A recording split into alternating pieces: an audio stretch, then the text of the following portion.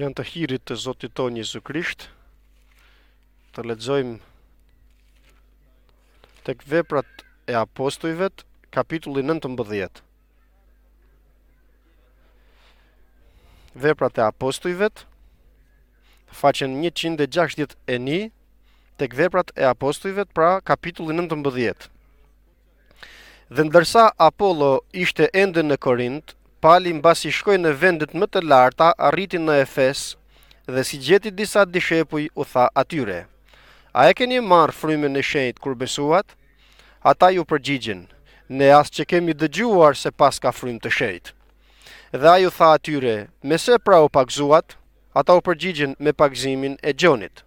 Atëherë Pali tha: Gjoni pagzoi me pagzimin e pendimit, duke i thënë popullit se duhet t'i besonte atij që do të vinte pas tij, domethënë Jezu Krishtit. Dhe ata si dëgjuan, u pagzuan në emër të Zotit Jezus. Dhe kur Pali vuri duart mbi ta, fryma e shenjtë zbriti mbi ta, dhe ata folen në gjuhë të tjera dhe profetizuan. Dhe gjithsej ishin 12 burra. Pastaj ai hyri në sinagog dhe u foli lirisht njerëzve 3 muaj me radhë, duke diskutuar dhe duke i bindur për gjërat e mbretërisë së Perëndisë. Por duke qenë se disa ngurtësoheshin dhe nuk besonin dhe flisnin keq për udhën përpara turmes, ai u shkëput prej tyre, i ndau dishepujt dhe vazhdoi të diskutojë çdo ditë në shkollën e një far tirani. Dhe kjo vazhdoi 2 vjet me radhë. Kështu që të gjithë banorët e Azisë, judejnë dhe grek, e dëgjuan fjalen e Zotit Jezus. Dhe Perëndia bënte mrekulli të jashtëzakonshme me anë të duarve të Palit. Aq sa mbi të sëmuarit sillnin peshqir dhe përparse që ishin qenë mbi trupin e tij, dhe sëmundjet largoheshin prej tyre dhe frymërat e liga dilnin prej tyre.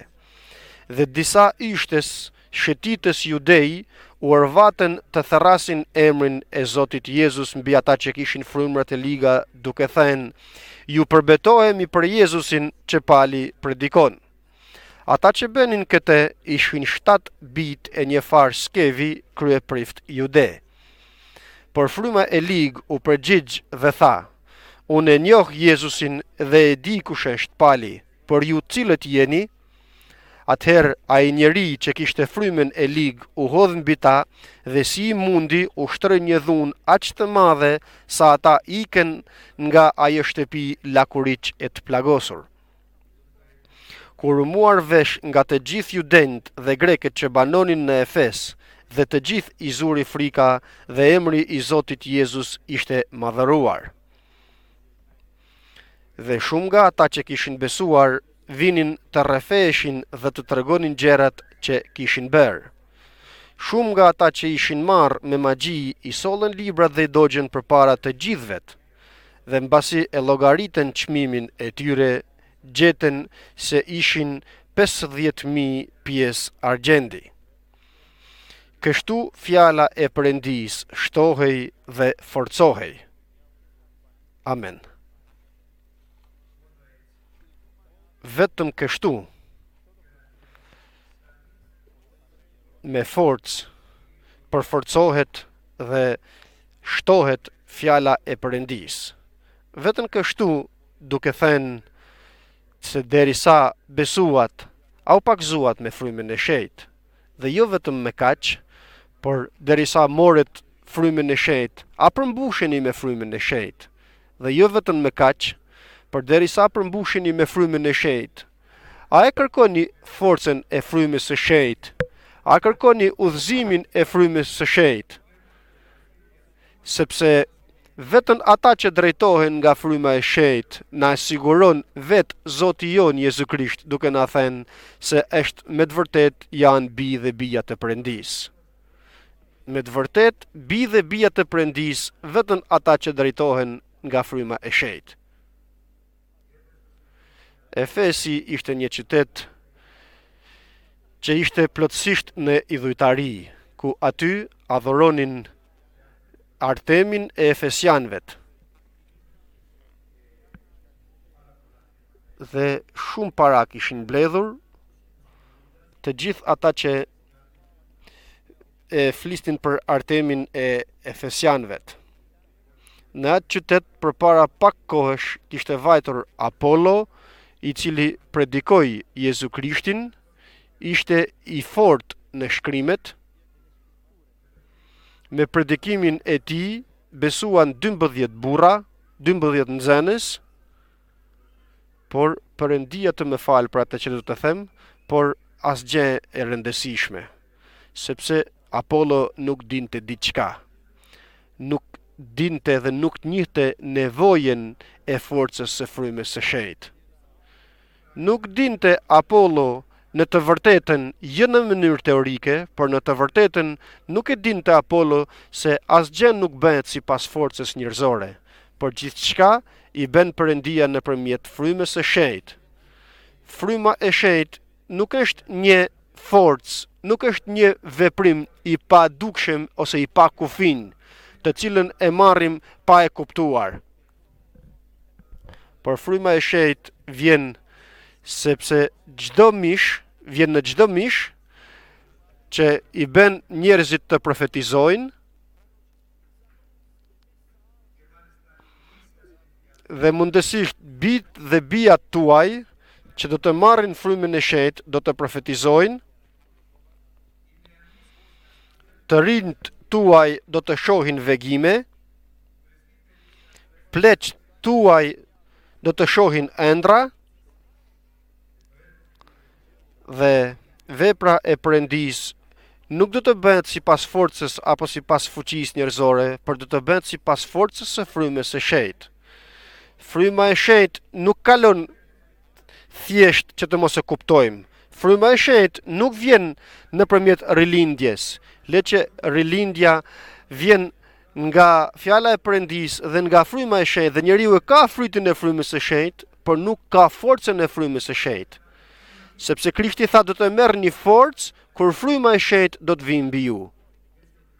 Dhe kështu i krishteri mbetet një krishter i vogël, i pa forcë në mendimet e tyre, por edhe i pagzuari me frymën e shenjtë. Kur nuk përmbushet, mbetet i dobët. Mbetet në mendimet e tija, në frikën e tij, në shqetësimet për këtë botë, në luftën njerëzore, por gjithashtu edhe njeriu, kur përmbushet me frymën e shenjtë, por që nuk e jep lavdinë e duhur tek Perëndia në mënyrë që të marrë forcë kur fryma e shenjtë të vijë mbi te. Nuk ndryshon jeta, vëllezër dhe motra, po nuk patëm forcën e frymës së shenjtë. Nuk ndryshon vendi që të ka dhuruar Perëndia, po nuk patë forcën e frymës së shenjtë. Për këtë arsye, kur u gjend atje apostulli Paul dhe kur gjeti 12 nxënësit atje që ju kishte folur Apollo, e pyetja e parë që ju bëri ishte duke i pyetur, pra ju tha, a morët frymën e shenjtë derisa besuat? Dhe kjo ishte shumë rëndësishme, sepse ata u përgjigjen dhe thanë, jo, nuk e kemi marrë frymën e shenjtë dhe as nuk e njohim. Atëherë ju thot, në çfarë u pagzuat? Nuk u pagzuat në ujë sipas fjalës së Perëndis, në emër të Atit, të Birit dhe të frymës së shenjtë. Si nuk e njihni pra frymën e shenjtë? Dhe thot, u pagzuam me pagzimin e gjonit. U pagzuam me pagzimin e pendesës.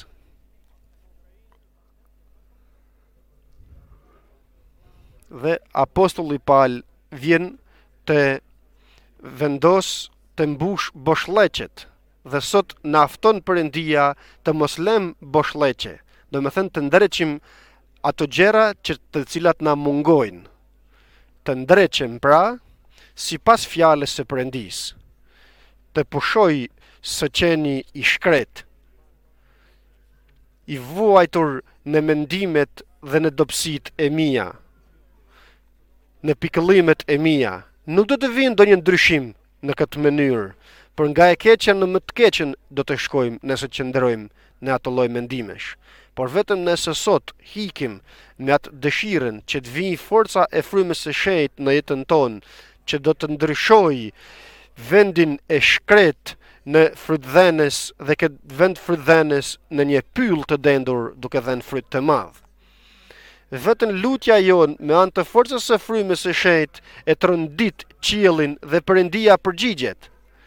Jo sipas asaj që kërkojmë dhe që dëshirojmë ne, por shumë më tepër dhe shumë më mirë sipas forcës që vepron brenda nesh nëpërmjet frymës së shenjtë. Atëherë lutja jon ka forcë, ka rezultat, ka lavdin e Perëndisë.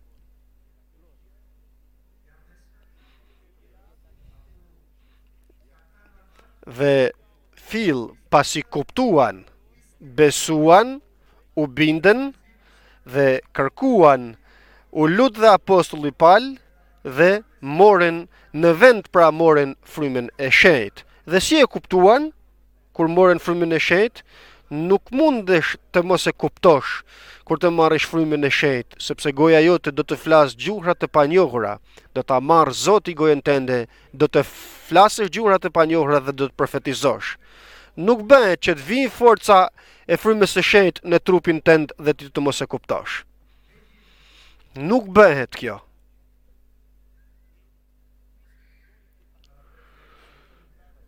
Por duhet të kërkojmë, vëllezër dhe motra, të mos të jemi të kënaqur me përmbushjen me frymën e shenjtë që kishim deri më sot, por të kërkojmë forcë më tepër.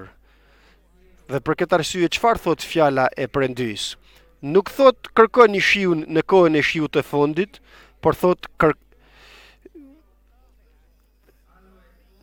tjetër kërkoj.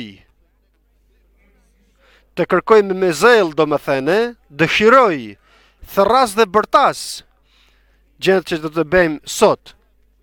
Duam shiun në kishën tonë, do të bërtasim, do të këllthasim përpara Perëndisë, do të kërkojmë tek Perëndia, sepse vetëm atëherë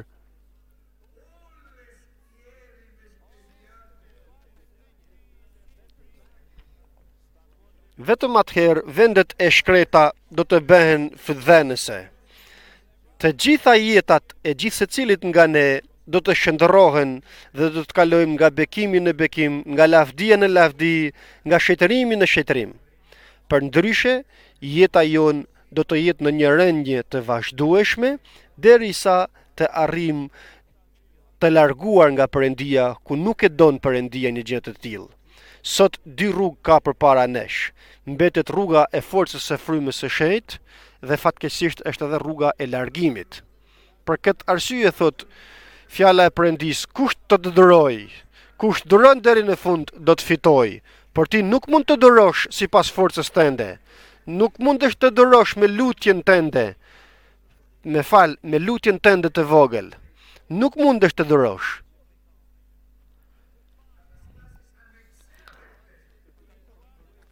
Gjendje të pa rrugdalje do të mbetesh dhe është zilja që të sjell Perëndia që të zgjohesh, sepse vetëm kur të zgjohesh do të ndriçoj mendjen Perëndia dhe do të ecësh në rrugën tënde me siguri dhe me paqe.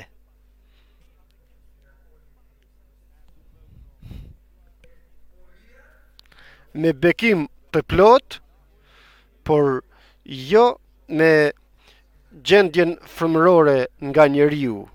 Sot duam që Perëndia të na ndërroj jetën tonë, të më bëj më të pasur. Është shumë i pasur ati im. U varfërua Krishti që të më bëj të pasur. Duam të na bëj të pasur për nga ana frymërore, në forcën e frymës së shenjtë. Të mos jemi ata njerëzit e vegjël të krishterë që bëjmë thjesht kryqin ton në mënyrë teorike, ku futemi 10 minuta në dhomzën ton të lutjes dhe mendja jon turbullohet në mendimet dhe në ankthet. Thua se nuk ekziston forca e frymës së shenjtë. Forca e frymës së shenjtë ekziston. Kërkoj edhe do të vijë. Mos e lejo jetën tënde të shkret në dobësinë njerëzore. Ekziston forca e frymës së shenjtë.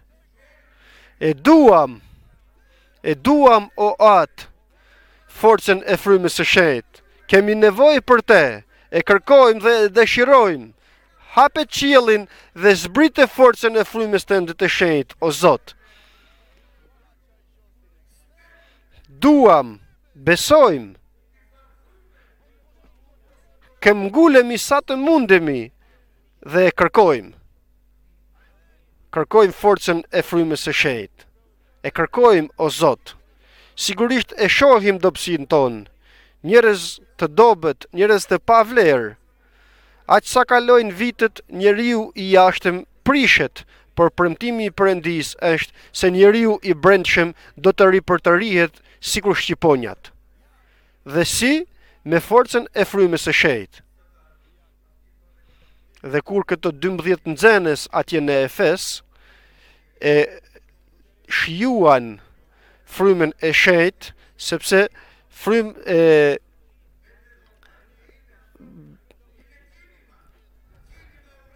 është një lëvizje frymërore fryma e shenjtë.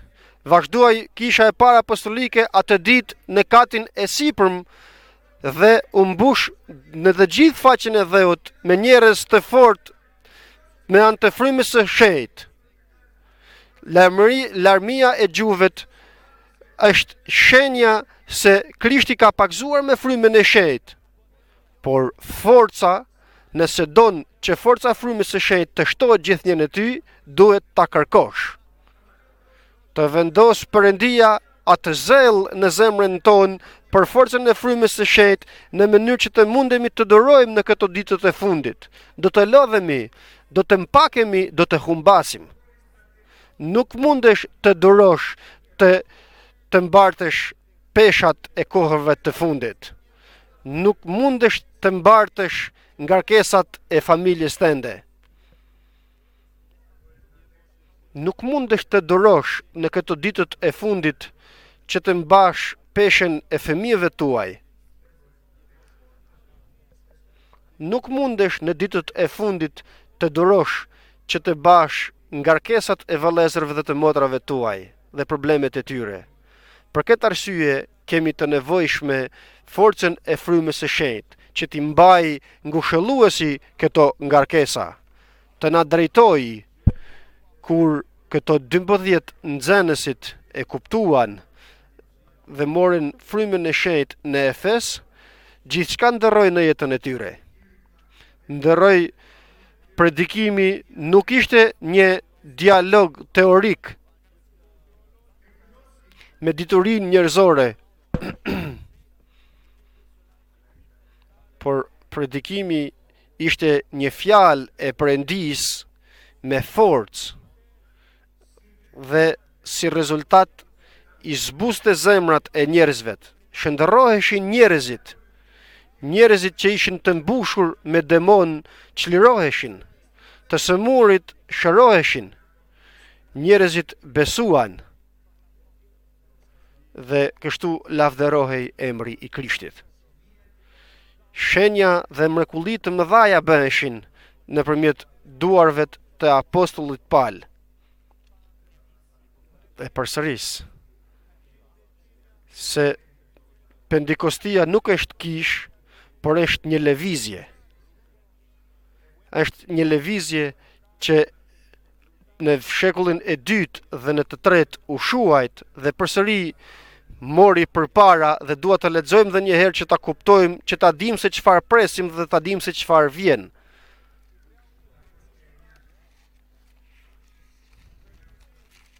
Të shkojmë tek profeti Joel, i cili është i dërguar profeti Joel për të na treguar për frymën e shenjtë. Në paragrafin 23 të kapitullit të 2. Prandaj gëzohuni o bijtë të Sionit dhe kënaquni, ngazëllohuni tek Zoti Perëndia juaj, sepse ju ka dhënë shiun e parë me drejtësi në kishën e parë apostolike dhe do të bëjë të bjerë për ju shiun e parë dhe shiun e fundit sikur të parin. Dhe kështu, në fillim, në vitin 1900 paka shumë, për herë të parë pas 2000 vjetësh paka shumë, e dërgoi Perëndia forcën e frymës së shenjtë dhe u predikua ungjilli nga pendikostianët në të gjithë faqen e dheut për 30 vjetet, sikur në kishën e parë apostolike, nga viti 1910 deri në vitin 1930 apo 1940. Në çdo vend që shkoja, shikoja kishat e pendikostit, ku do të thotë se u krijuan në vitin 1930, 1935, shkruanin kishat pra përpara. Në të gjithë faqen e dheut e njoftën forcën e pendikostis që vazhdoi atëherë nga një kat i sipërm në Jeruzalem dhe tani nga disa katët të sipërmet në Asusa, në një kish në Kafkaso dhe në Joalia, nuk e di dhe ku tjetër, ku nga aty u predikua ungjillin në të gjithë faqen e dheut. Dhe kjo lëvizje e pendikostis erdhi dhe në Greqi, atëherë në vitin 1930 paka shumë, me 3 veta që shkuan në Amerikë dhe njohen ungjillin e Jezu Krishtit, e morën forcën e frymës së shenjtë. Njëri shkoi në Vaja, tjetri vajti në Dhoriki dhe tjetri shkoi në Kipro. 3 veta, dhe nga këto 3 veta sot besojnë mira veta dhe u pakzuan me frymën e shenjtë. Ky është shiu i parë, por tani presim edhe shiun e fundit, për të cilën fjala e Perëndisë thot: kërkoni shiun në kohën e shiut të fundit. Dhe së pari dua shiun frymërore, së pari për mua dhe familjen time, dhe pastaj dua për ju dhe familjet tuaja. Dua shiun frymëror tek fëmijët tuaj, dua shiun frymëror tek vëllezërit dhe tek motrat e mi. Duam shiun frymëror. Duam shiun frymëror. Presim shiun frymëror dhe do ta bëj Perëndia, do ta jap tek ata që e kërkojnë. Do ta jap tek ata që kërkojnë forcën e frymës së shenjtë. Por vetëm Perëndia mund të vendos zjarr për këtë zell në zemrat tona që të dëshirojmë të gjithë forcën e pendikostis.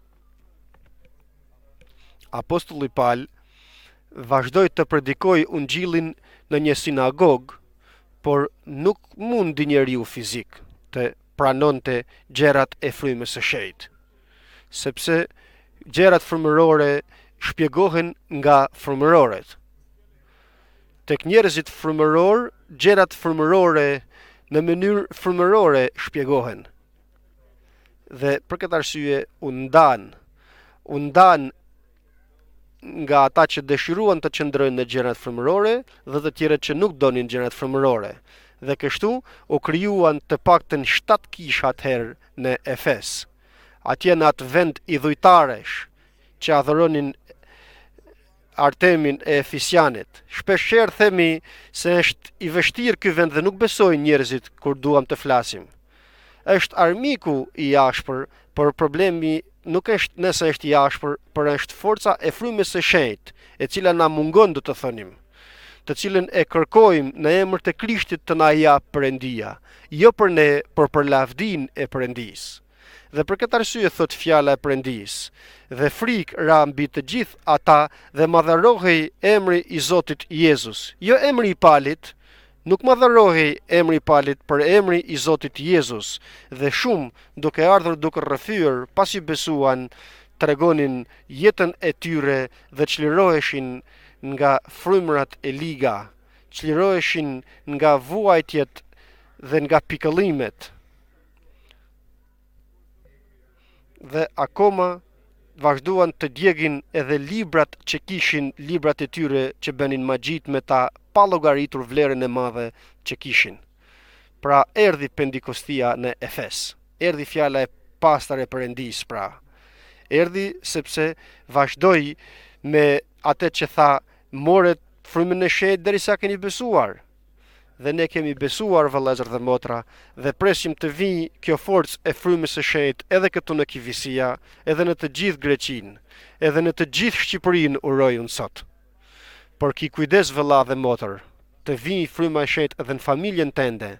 Mos të rrosh si i shkret me mendimet të pa mend, me mendime të marra. kërkon ndryshimin njerëzor në jetën tënde dhe mendon se si do t'ja arrish, sepse nuk ke për t'ja arritur në këtë mënyrë. Më dëgjoni, nuk do t'ja arrish vëlla dhe motër me mendimet njerëzore. Çfarë do lloj mendimi që të mund të bësh, çfarë do lloj gjeje që të mund të dëshirosh, nga e keqja në më të keqen do të shkosh. Vetëm një mundësi ekziston që të ndryshojmë gjithçka dhe të drejtohemi nga bekimi në bekim dhe nga lavdia në lavdi. Dhe kjo gjë është forca e frymës së shenjtë. Të kërkojmë forcën e frymës së shenjtë. Të bëhet një pendikosti në jetën tonë. Është ngushëlluesi fryma e së vërtetës. Dhe dini vëllezër dhe motra se jemi të lumur sepse kemi këtë rast. Jo vetëm sepse e duam ku e duam, por kemi këtë rast sepse është koha e përshtatshme që Perëndia e jep forcën e frymës së shenjtë. Dëshiron Perëndia që të dërgoj forcën e frymës së shenjtë në jetën tonë, në familjen tonë, në kishën e tij, në atë dheun tonë. Dhe kjo mvaret vetëm se nga ajo se sa e kërkojmë ne. Dhe më qartë, nga se sa ose se si e kërkon ti. Por ja që për këtë ka një rrugë. Së pari, a dëshiron që të kesh ndryshimin e plot ku vetëm forca e frymës së shenjtë mund ta sjellë? Nuk është e sigurt se të gjithë duam. E dini këtë? Sepse zemra jon është tradhare dhe shumë e pabes. Nuk është e sigurt se të gjithë duam udhëzimin e frymës së shenjtë. Se të gjithë e duam atë forcën i jetës frymërore. Perëndia të na ndihmojë të gjithëve që të duam. Nëse duam, a beson se Perëndia mund të ndryshojë gjithçka? Vetëm me forcën e frymës së shenjtë. A dëshiron këtë ndryshim ku vetëm ngushëlluesi fryma e shenjtë mund ta bëjë? Nëse e dëshiron, a e beson? A beson se Perëndia mund të shndërrojë shkretirën tënde, o vëlla dhe motër, vendin tënd pa fryt, mund ta shndërrojë në një vend frytdhënës, në një pyll frytdhënës, në një pyll të dendur dhe të lavdishëm. A e beson këtë gjë? Nëse e beson, atëherë kur ta kërkosh, Perëndia ka për të ta dhënë. Dhe ne sot arrim aty, duke thënë se kërkojmë. Dhe dua, vëllezër dhe motra, që këto të mos jenë vetëm fjalë, por të jenë vepra duke kërkuar Perëndis. Le të çohemi në këmbë dhe t'ja kërkojmë forcën e frymës së shenjtë. Në jetën tonë personale, kush dëshiron të çojë dorën e tij që ta shohë Perëndia. A e dëshiron forcën e frymës së shenjtë? A dëshiron forcën e frymës së shenjtë?